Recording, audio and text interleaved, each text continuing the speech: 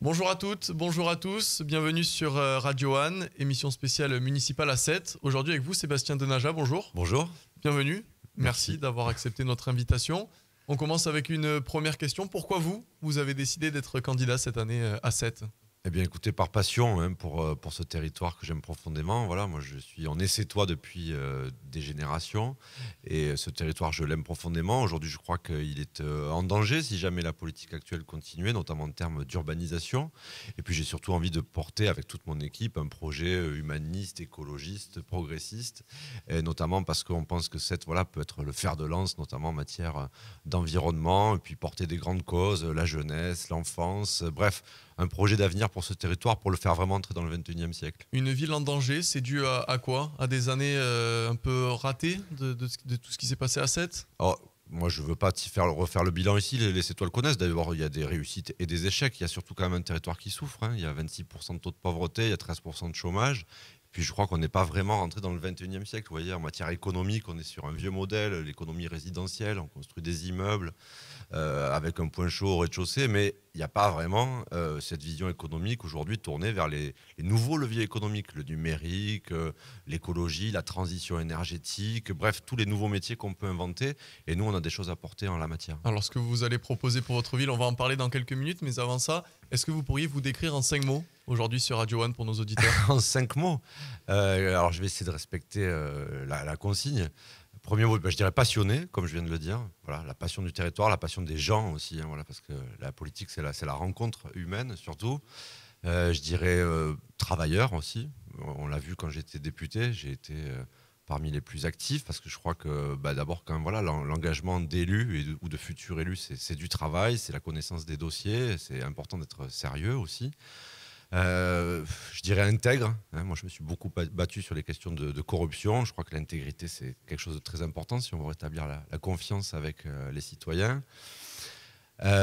Fidèle aussi, fidèle à des valeurs humanistes, progressistes, écologistes. Et puis optimiste. Voilà, je dirais optimiste parce que moi j'ai envie de regarder l'avenir avec confiance et à 41 ans, voilà, j'ai envie de donner une nouvelle énergie aussi, voilà, à mon territoire. À votre ville, et justement cette ville que vous avez décrite en danger, comment vous la décririez en 5 mots si vous pouviez un peu décrire voilà, 7 Bah, aujourd'hui? Sète, ça reste une ville éternellement belle parce qu'elle l'est grâce à je sais pas qui, hein, Dame Nature sans doute, la Méditerranée, l'étang de Thau, grâce aussi à l'œuvre de Paul Riquet au XVIIe siècle. Voilà le creusement de ce canal qui est le débouché du canal du Midi. Et en même temps, voilà une ville qui a donc de grandes forces, hein. On a tout un patrimoine naturel exceptionnel, une culture aussi rayonnante, foisonnante, et en même temps de réelles difficultés. Voilà. Donc il s'agit d'affronter ça avec lucidité, avec du courage, avec de l'envie, de l'enthousiasme. Voilà, si on veut essayer de créer de nouveaux emplois pour les 13% de chômeurs, sortir de la difficulté les 26% de personnes qui sont donc un quart de la population, hein, qui vit dans la pauvreté à 7. Voilà, si on travaille sur le logement, notamment tous les quartiers où il y a ce qu'on appelle le logement ancien dégradé, où là il faut mettre le paquet pour des conditions de dignité aussi de vie des Sétoises et des Sétois. Et justement, pour les Sétois et les Sétoises, qu'est-ce que vous leur proposez aujourd'hui pour ce futur mandat, pour ces années qui arrivent? Qu'est-ce que vous avez envie de leur donner, de leur apporter, des projets pour la ville? Ouais, alors d'abord, en termes économiques, c'est la création d'un technopôle du futur dans ce que les Sétois connaissent, ça s'appelle l'entrée Est, plutôt que d'y faire juste des immeubles de logement, avec l'idée de développer, c'est un projet sur 10 ans, un petit campus universitaire pour faire venir des étudiants, créer l'école régionale de la deuxième chance aussi, parce qu'il y a les Sétois, on a besoin de les former, ils ont besoin de se former pour accéder justement aux nouveaux métiers.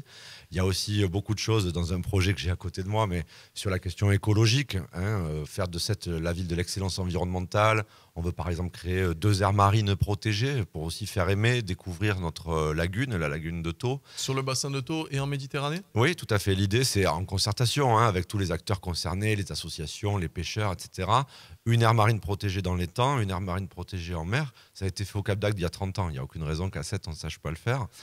Mais la question écologique liée au quotidien aussi, c'est les mobilités, hein. Voilà, il faut se déplacer autrement à 7. Donc nous, on propose des parkings à l'entrée de ville pour éviter de faire entrer les voitures dans le cœur de la ville. Des lignes de bateau-bus, 3 lignes de bateau-bus pour circuler sur les canaux avec du transport propre.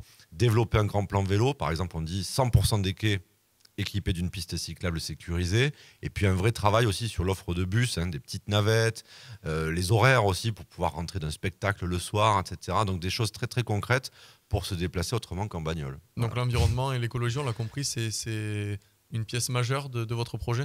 Oui, ça irrigue vraiment tout le projet. Il y a l'idée que toute décision municipale de travaux, d'équipement, d'achat de fournitures doit passer au tamis, on va dire, de l'écologie. Voilà. Quel est l'impact environnemental, social, économique d'une mesure? Et d'abord, donc je le disais, sur le plan écologique. C'est aussi même à l'école. Vous voyez, c'est débitumer les cours de récréation pour les végétaliser. Donc c'est un grand plan de végétalisation aussi de la ville, avec par exemple la création d'un poumon vert au cœur de ville, tout autour de la médiathèque. Un demi-hectare d'espace vert, ça s'est jamais fait.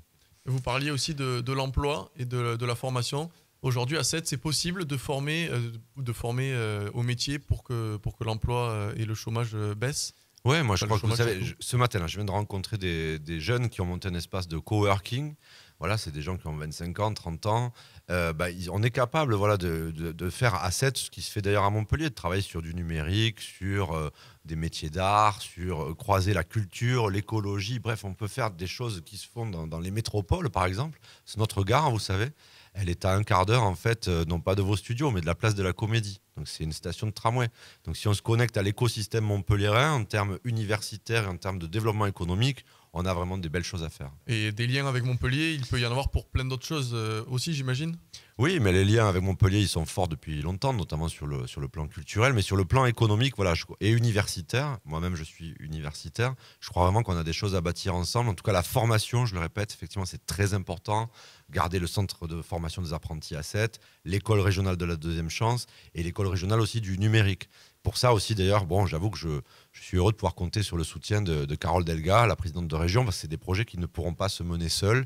Et on a besoin que tous les acteurs institutionnels puissent accompagner 7 dans ce mouvement pour, je le disais, de nouvelles formations et la création de nouveaux emplois. Sur Radio One, on aime bien parler de certaines mesures phares. On a parlé de l'environnement notamment. Il y a aussi la sécurité au quotidien des Sétois et des Sétoises. Qu'est-ce qu'aujourd'hui on peut apporter en plus? Oh, on peut faire plus, effectivement. D'abord, c'est renforcer légèrement les effectifs, parce qu'aujourd'hui, c'est 42 policiers pour 43 000 habitants, c'est-à-dire 1 pour 1000. C'est insuffisant, en tout cas, c'est le ratio minimal. Donc, Il faudrait monter jusqu'à combien? il faut au moins augmenter de 20%, c'est-à-dire au moins une cinquantaine de policiers municipaux.